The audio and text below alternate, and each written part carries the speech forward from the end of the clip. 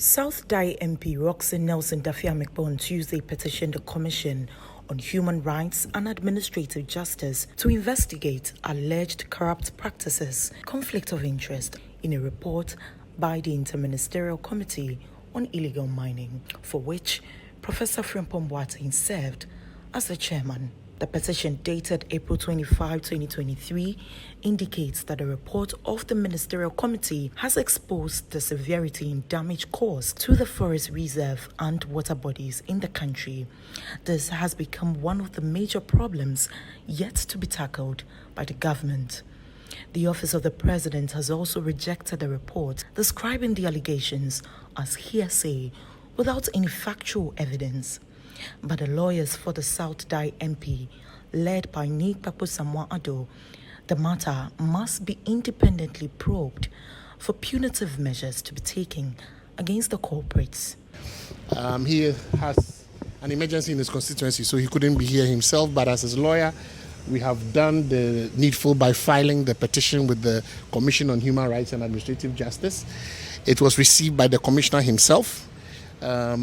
We would have an acknowledgement letter by tomorrow, and they would begin investigations immediately. They have a process by which they go through.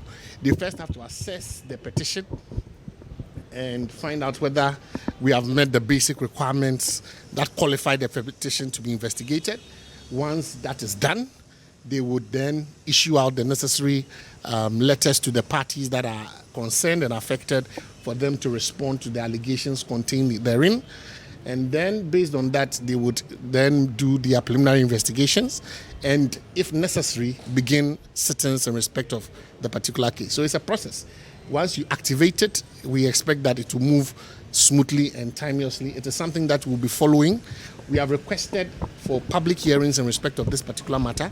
We expect that there should be no reason why we should not have same. In fact, the Commission indicates to me that they always hold public hearings. It's just that sometimes you, the media, don't seem to be too interested. It goes beyond the issues of corruption and allegations of conflict of interest that have been made against certain public officers. Our concern is the degradation of the environment. That is a human rights issue which actually goes to the right to life.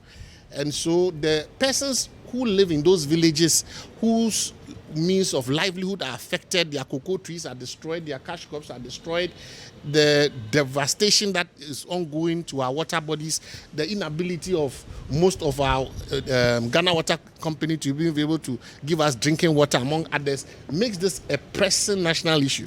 The Member of Parliament, also in the petition, wants CHRAJ to investigate allegations of abuse of office made by the former Secretary of the Ministerial Committee, Charles Bisu, against Professor Frimpong Boateng over matters involving some 500 excavators that supposedly went missing around February 2020.